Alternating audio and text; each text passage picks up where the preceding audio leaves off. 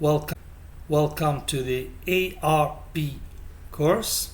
I wish you a good time and a successful work, not only in this course but in the all Imaro Robotics Engineering Gemaro.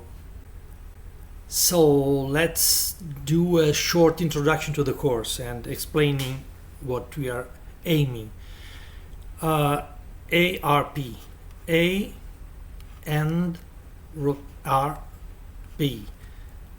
R stand for robotics, P for programming, and A for advanced. Why advanced? What does it mean for us? Well, basically, I assume that everybody of you is a programmer, so knows some programming language. And the knowledge of basic algorithm and techniques for programming.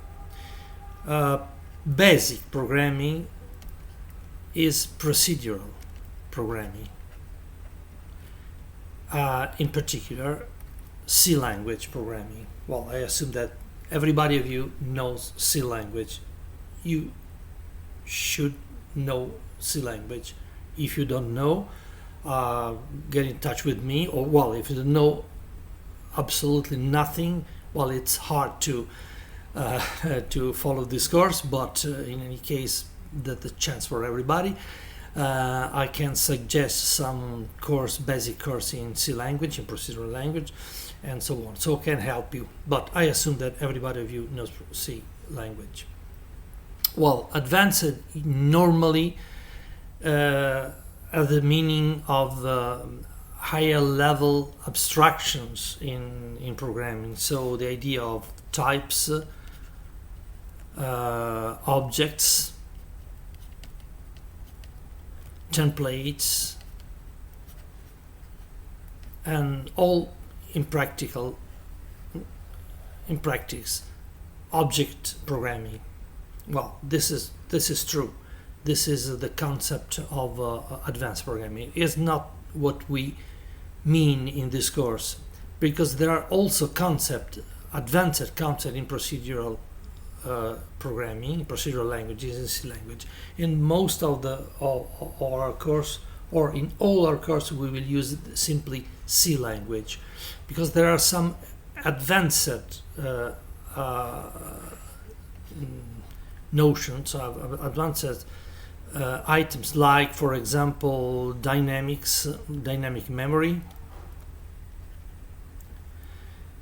concepts that are usual, also really normal in object programming, but dynamic memory is something that is typical, that doesn't need object programming. Dynamic memory, late binding, for example, in the case of dynamic binding, dynamic libraries, and so on. But above all, the concept of activating processes.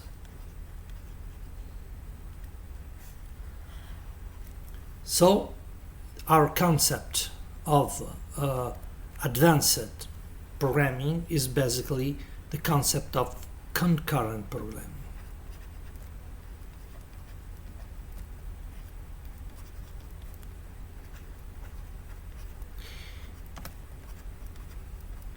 So the advanced programming for us is concurrency.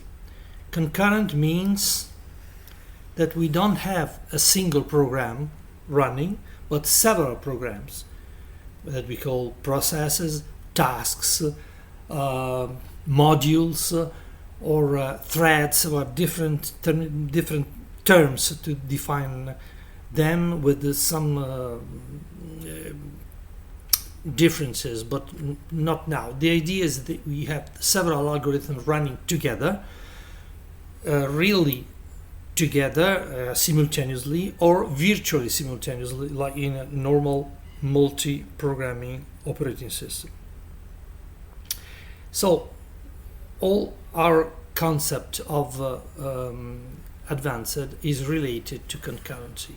So you will know which are the techniques for running programs, for letting algorithm to run new algorithm, how to cooperate with them, how to send data to receive data, so communicate to other programs or other processes, for example, or to synchronize, so considering also timing in that, considering also efficiency, considering the timing of the word connected to the program. So that's our model.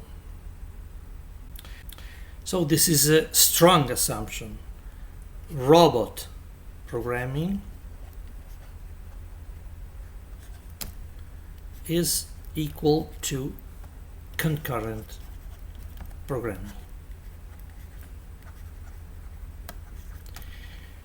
Well, this is a simple, of course, a simplification of what in general of the theory, but basically this course addresses this topic. And why a robot is a set of concurrent programs?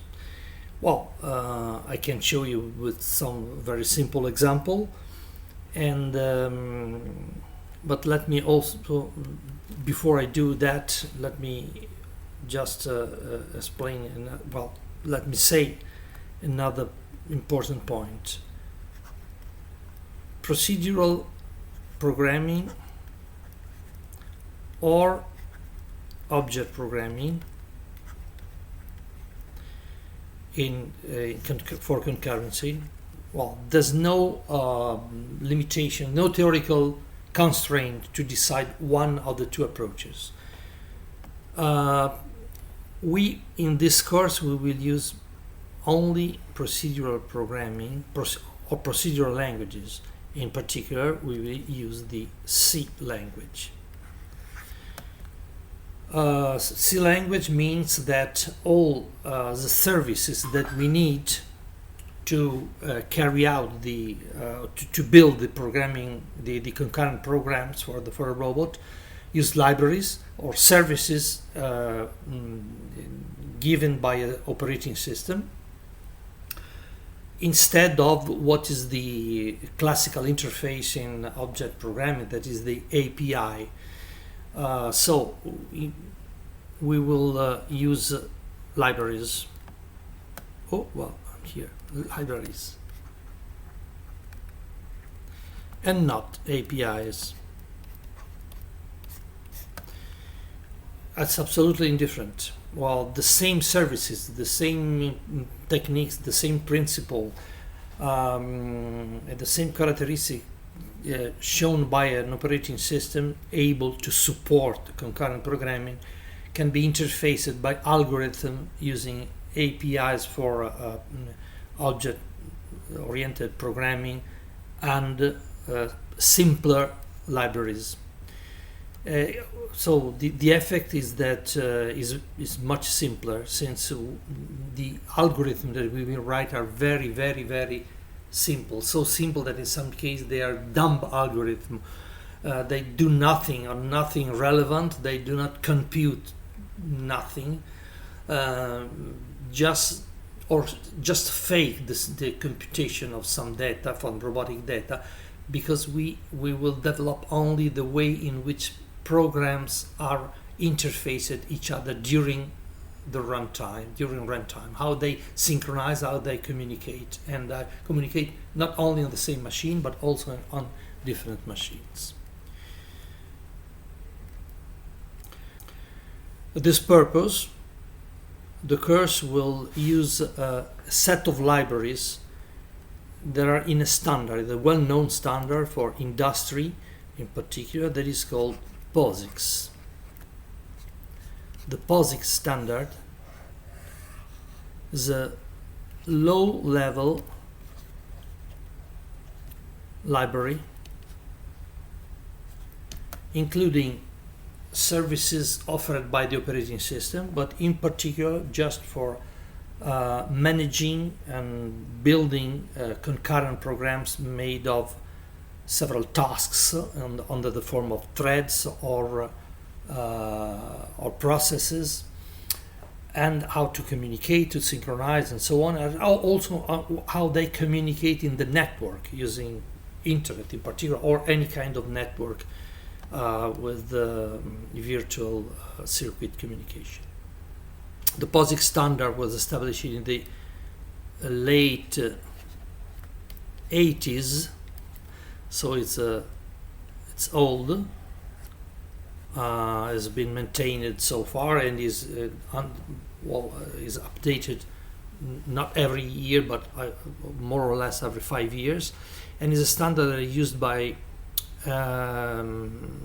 all manufacturers of operating system of machines.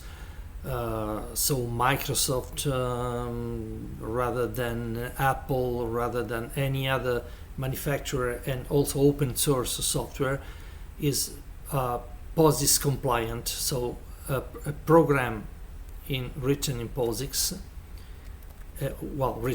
written in C language, for example, not only C language, but also C or C++, doesn't matter, but also in Python and also in Java.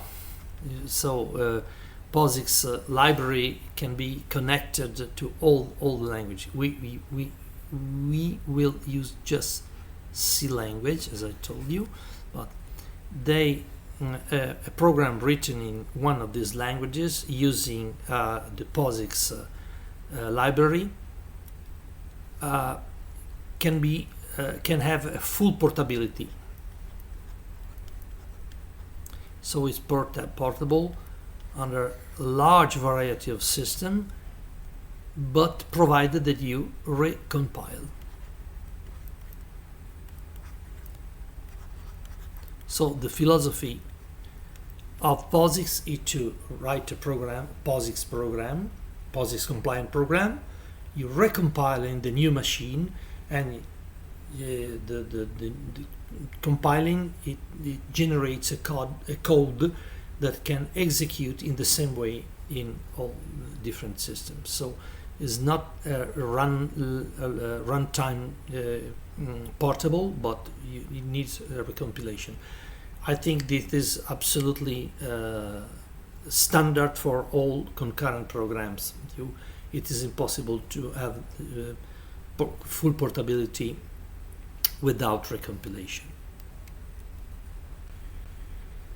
So let me just introduce and show you an excerpt of some video clips that you can find in YouTube.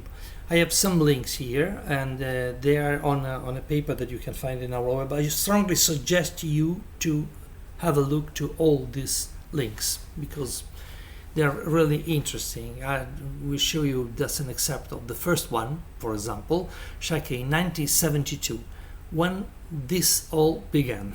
So we are sons of that experiment. We are all sons of this experiment at Stanford University and SRI International. And there was a robot. This is the mobile robot.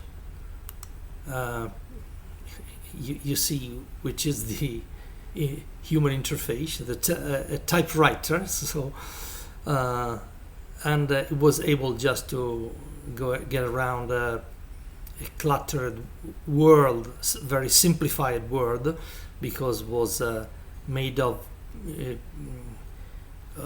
cubes and some. Okay, this is just a disturbance, and the robot was computer controlled online, of course, with a video camera, localization systems, and artificial vision, and planning system, able to solve some problems like going. I don't have the time now to show you everything, but just to find a route inside the world, avoiding obstacles and doing something. For example, I don't know if I am able to catch the point in which the problem was solved. is just to displace one of the blocks by simply moving it and pushing, in this case probably. But so the skills of that robot were just avoiding obstacles and displacing things, locating itself using you see old-fashioned hardware, and so it's able to displace that. So we can stop. Shaky. The sound is beautiful because it's... Shaky knows he has to maneuver box 1 around the wedge. Also listen also the music, because someone of you will recognize. But well, directly 1972, and this I think is 2019. This is the inheritance. Okay, obstacle avoidance, finding a route, solving problems, displacing things, in that case palletized things, so, and move and carry somewhere with artificial vision, obstacle avoidance and everything. So you see that which is the evolution of that, but basically problems are similar. And in that time it was clear that to do that we need techniques for designing and developing the online software on board of the robot. The idea is was just to show you exactly the same setup, of course with very, very different technologies, but we also see that in that case intelligent or autonomous robotics has a long past with a large amount of research and results achieved. Most part of the results are thanks to good programming techniques and the programming capabilities of new languages and new processors, of course, but also thanks to the devices, to sensors and so on. Another kind of robots is, maybe you know, is this one. This is a real robot doing parkour. Is probably is the edge, the highest point of the state of art of a legged robot, or in this case humanoid robots, developed by the Boston Dynamics. Boston Dynamics has the particular characteristic of being a spin-off of universities, of an American university, and the original research by Mark Rybert that I met many years ago, and the results are very, very, very exciting and promising. And this kind of robot is not an electric robot, is powered by fluid dynamics, but there's a lot of programming inside, of course. I suggest also that you look to another sort of tutorial that shows which is the main activity in automated industries, in which robots are part of the manufacturing processes. In that case, there are also mobile robots, but they're just one part. The most part of them are assembly robots, all working together. So you can may have a factory with tens of robots, or many tens of robots, and they must communicate each other. So in that case, concurrency is the term, the key term.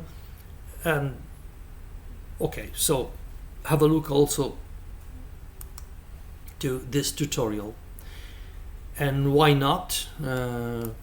this is a result of a project, of the international project, European and Japanese, that was just ended and was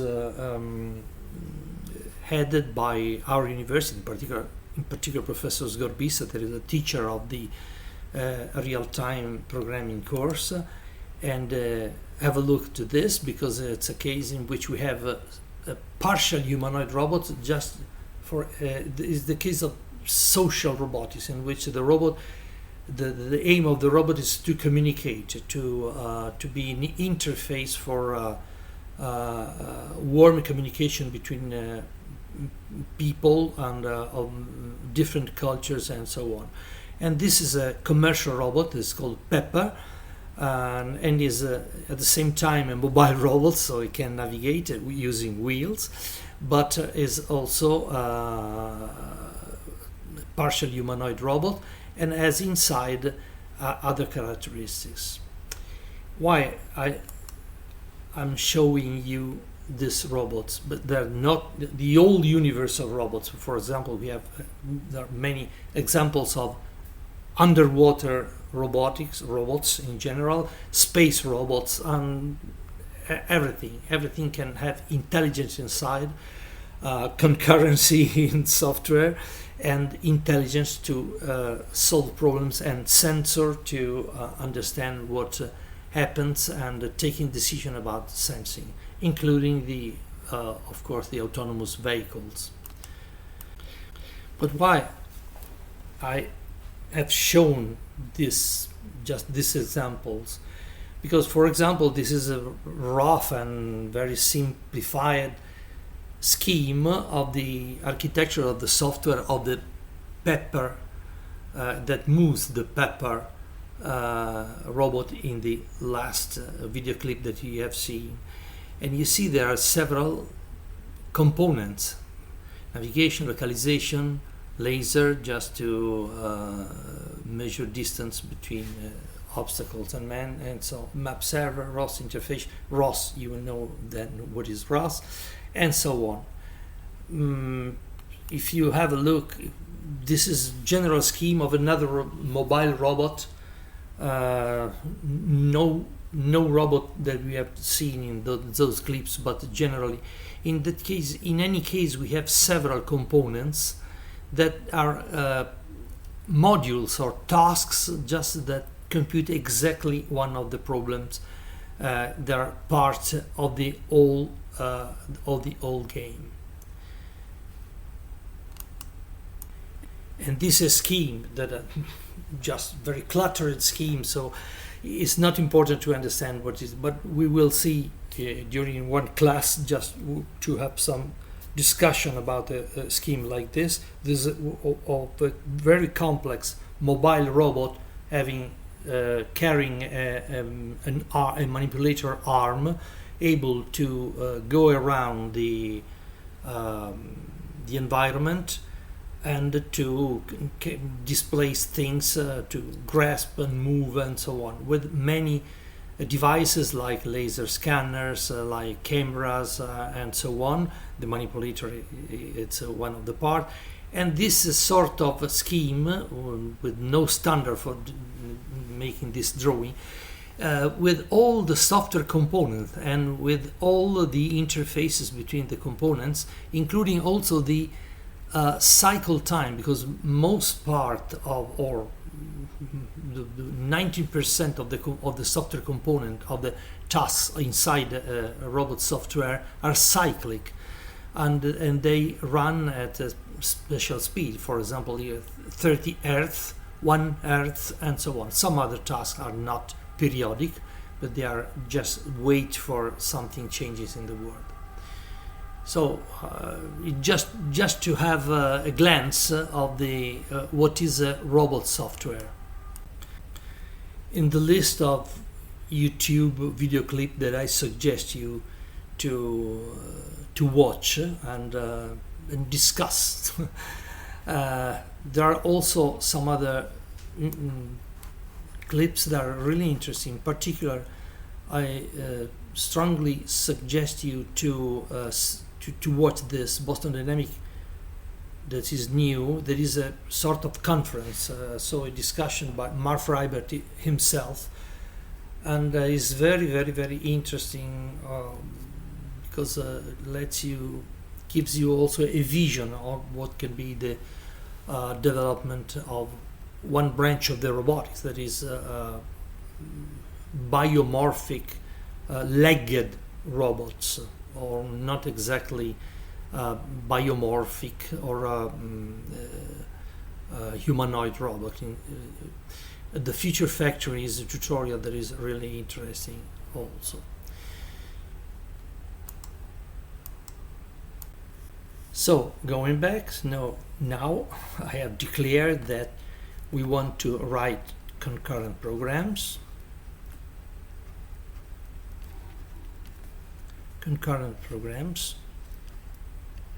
Using procedural standard C language. To do that, we must know which are the we instead of starting from theoretical principles like in the theory of concurrent programming, we will start from the services that a standard operating system offers to the programmer. So we will start and we'll discuss the POSIX system calls. They're called system calls because they are calls or calls to operating system routines that offer services for what? For processes. Well, I don't know, it's written not very well. For threads, you will know the difference. For communication and synchronization. Communication and synchronization are two different items, because you can send and receive data, but you can also just wait for an event or for something to happen, and you want to raise an event, sort of alert of signal to another process, and it will take into account it. And also on network communication.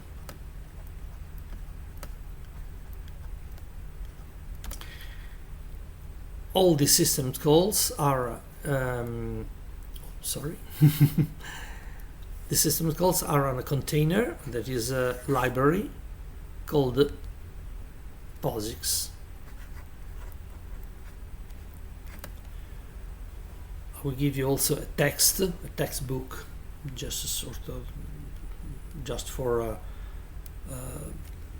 it's a big textbook. You don't have to study the whole textbook, but it's just for reading and or having a reference handbook with everything in POSIX. That is very professional. And but to do that, first you must know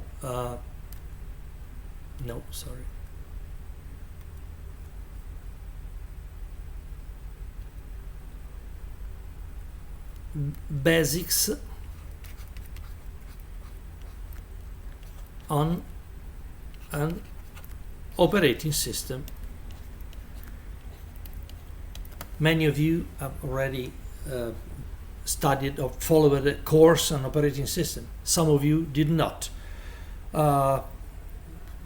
Probably the things we will say are already known by some of you, completely new to some other person, but we must do that. Just what is essential to understand the basic concept that support the system calls.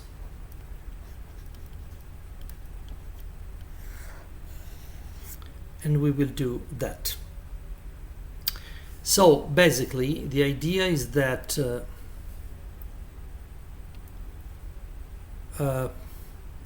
we have the C language,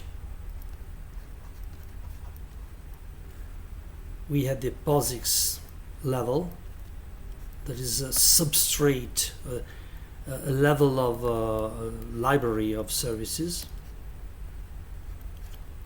And so this is generally known as low-level programming.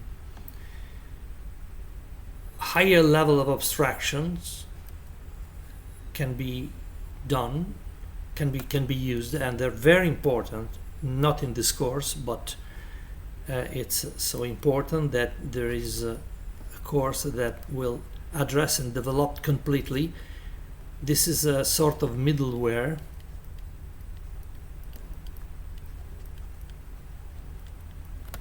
ROS means Robot Operating System, is not a real operating system, is a middleware. So in a sense is a series of libraries, but using them you have the idea, they offer you a sort of abstract operating system able to run many processes at a higher level of abstraction with respect to what we do in this low level. So in a sense we are explaining how the higher concept of communication, synchronization and so on in ROS and in other systems for supporting robot programs are implemented, and how you can directly use the low-level programming.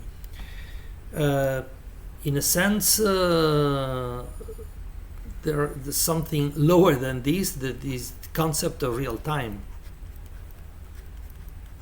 that basically has to do with the scheduling capability of an operating system, so that it can assure you that your task, your process, your algorithm is able to react in a due time to what happens in the world. So real time as something that stays in the concept, stays here, and it can be normally or is normally managed using the library, POSIX library, C language, or if you prefer of C++. And there is an upper level, an even upper level, that is the software engineering level, so that how to design from a high point, abstract point of view, the design of the full system for a robot or for a series of robots cooperating. But even a single robot is a machine very complex, so it requires software engineering approaches just to structurally decide and manage all the components. And this level, software engineering, is basically given in the SOFAR software architecture for robotics in the second semester. Here we are discussing of here in the first semester in the ARP. Here these concepts are in the real time first semester, and ROS spans across the 2 semesters because it's diffused in the lab courses in the first and in the second semester. So okay, I think that my introduction is over. I hope that was not too boring for you, and I will put in our web also material for the first class on Tuesday. The class, there will be material, to please have a look at the material so that we can discuss, and then you will be separated in groups during on Tuesday class. the common class will be recorded, so it will be available in our web. Groups work is private, and then we will go on in this way. Okay, thank you very much thank you for your attention, and see very soon.